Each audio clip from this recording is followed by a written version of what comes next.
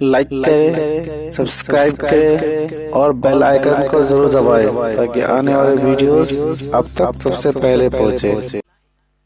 और आप भी जाते थे लोगों को दीन की दावत देने के लिए, और जवाब में लोग पत्थर बरसाते थे, कांटे बिछाते थे, परेशानियां आपके सामने लाकर के पेश की जाती थी। तो हुजूर आप किस चीज से सुकून हासिल करते थे?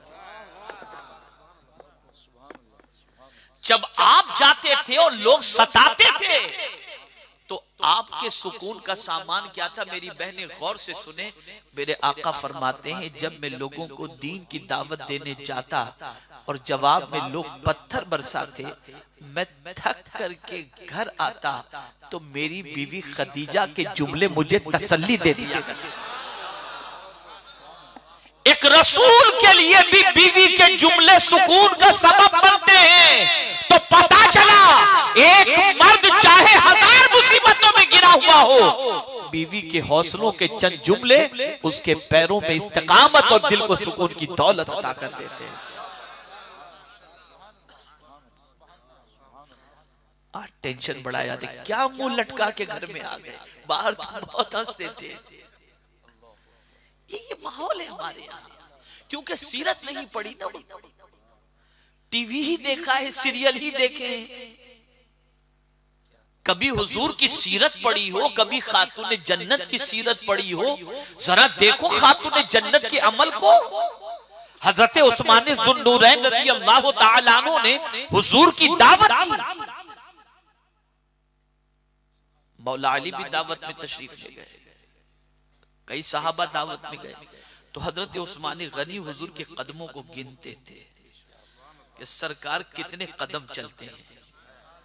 हुजूर तशरीफ ले आए हजरत उस्मान गनी के यहाँ, खाना हुआ। खाना जब खा चुके तो उसके बाद जितने कदम हुजूर चले थे, अच्छा खाना खिलाने के बाद हजरत उस्मान गनी रज़ियल्लाहु ताला अन्हु ने हुजूर के उन कदमों की तादाद के बराबर गुलामों को आजाद कर दिया।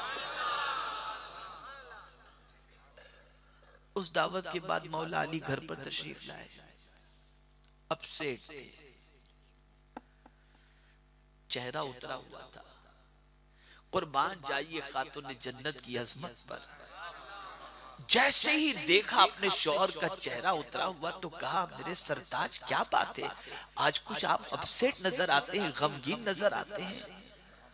हाँ फातिमा क्या बताओ, आज उस्मान गनी ने बड़ी जबरदस्त दावत की थी। क्या हुआ? कहा बड़ा अच्छा खाना खिलाया। कहा ठीक है, हम भी हुजूर की दावत करते हैं।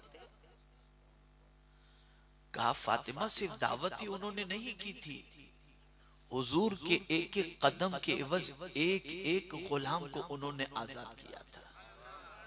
खातून जन्नत ने अर्ज किया कि आप इतना टेंशन में क्यों हैं, आप हुजूर की दावत कीजिए, दे दीजिए साहबा के साथ हुजूर को दावत। तो मौला अली फरमाते हैं खाने का कैसे, आप फिक्र नहीं करें, आप दावत दे दें, आप दावत दे दी गई दावत। दस्तरखान चूल्हे पर एक हंडी रख दी खातून जन्नत ने। मेहमान ज्यादा, हुजूर तशरीफ लाए, बैठ गए सब। अब मौला अली को परेशानी के सबको खाना कैसे पूरा होगा। हंडी चढ़ाकर करीब में खातून जन्नत ने नमाज अदा फरमाई और सजदे में जाकर दुआ की, अल्लाह तेरे हबीब की दावत करना मेरा काम था, खिलाना तेरा काम है। और उसके बाद जब चूल्हे पर रखी हुई हंडी से खाना निकाला गया, सारे मेहमानों ने पेट भर करके सबने खा लिया। अब मौला अली अर्ज करते हैं, फरमाते हैं अपनी बीवी खातून जन्नत से, फातिमा दावत तो हो गई, लेकिन उस्मान गनी ने सिर्फ दावत ही नहीं खिलाई थी, एक एक कदम पर गुलाम को आजाद किया था। बस इतना सुनना था। सजदे में चली गई, ए अल्लाह फातिमा के पास गुलाम तो नहीं है, अलबत्ता तेरे हबीब को अपने गुलामों से बड़ी मोहब्बत है, इसलिए तेरी बारगाह में अर्ज है कि महबूब के कदमों की बरकत से महबूब के गुलामों को जहन्नम से आजाद फरमा। ये है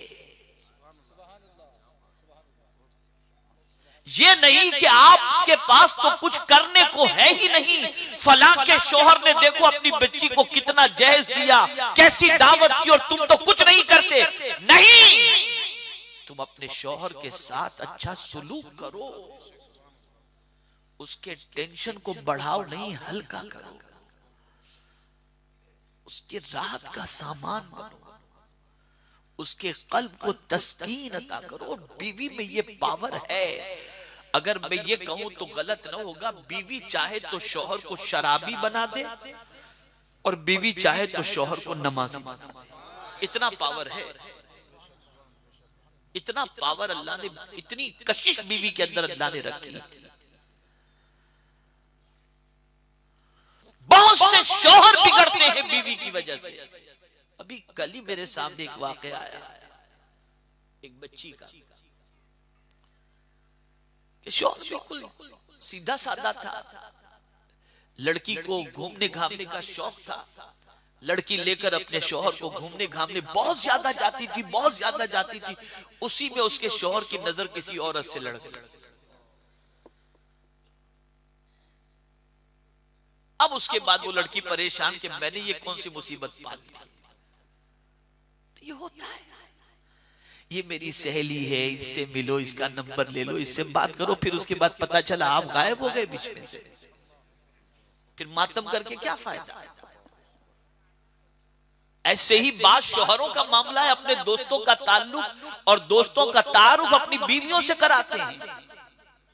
ये कहां से सीखा है आपने?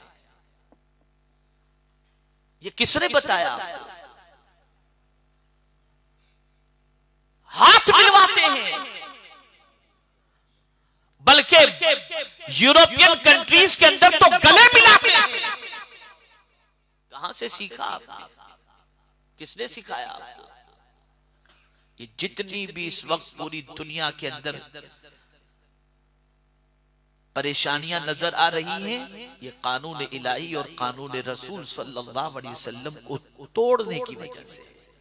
वरना आप देखिए ना, मैंने तमहीदी गुफ्तगू ही में मैंने ये बात कही थी, आप तारीख उठा करके देखें, पहले गरीबी थी, इतनी तलाक का मामला नहीं था, फक्र फाका था, तलाक का मामला नहीं था। सूरतों में मसला था कि बीवी बहुत गोरी होती, शौहर काला होता, तलाक नहीं होती थी। आज तो पता नहीं। ये इसलिए है कि ताल्लुक बिल कुरान कमजोर हो गया, ताल्लुक बिल हदीस कमजोर हो गया। बीवी को अल्लाह ने सुकून का जरिया बनाया है।